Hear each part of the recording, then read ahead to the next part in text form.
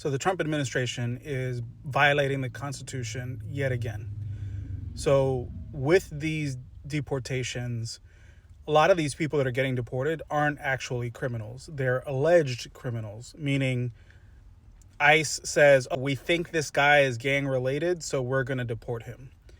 Now, that is immigration law. Basically, you can deport anybody based on their immigration status. It's a civil matter, not a criminal matter, so it doesn't even have to go to court. ICE can just do that. That said, they aren't criminals. They're alleging that they are criminals, but they aren't criminals. This isn't something that has gone to court where they've been convicted of crimes. Because if they had been convicted of crimes, they would very much be in prison. And they would be going from prison to El Salvador. This isn't the case. These are people that they've taken off the streets and said, you're going to El Salvador, to prison, right? It could be random people. We don't know. They haven't really published any of that information. So that's one thing. That's one way. The thing is, the Constitution gives immigrants due process rights, meaning they have rights within the United States, regardless of whether or not they are citizens. So they have to go to court. They have to show evidence to be declared a criminal and to be deported on those grounds. Now, in addition to that, they're using the Alien Enemies Act. So the Alien Enemies Act isn't even, it was passed in 1798 prior to many Supreme Court cases that determined that immigrants have Fifth Amendment due process rights.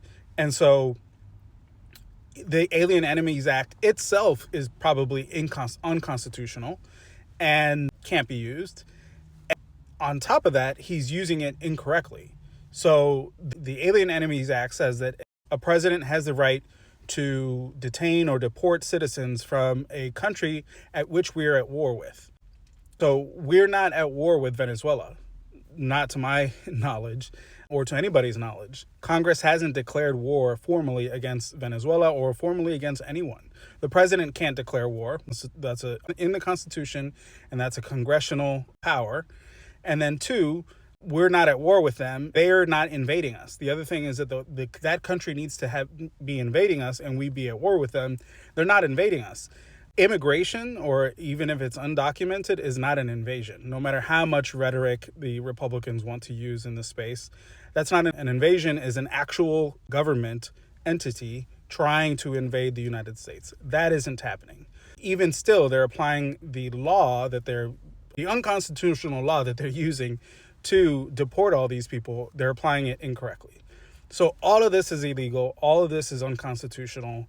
It really lends itself to violating people's rights, violating immigrants' rights, and even our own rights. Because if we start then saying, okay, the Fifth Amendment due process clause no longer matters, then that extends to everybody. That extends to citizens. That says basically, oh, we can just allege that you're a criminal and put you in prison, like the Salem witch trials. This isn't, this isn't that type of country. We need to follow the Constitution and do things legally, do things the right way. Or the president and then Tom Homan, the border czar, to basically say, I don't care what judges say, we're just going to keep doing it. That is just a blatantly unconstitutional statement and action. And I hope Tom Homan gets faced with prison. We know Trump is going to pardon him or whatever, but at least we need to put up a fight against any abuses of our Constitution.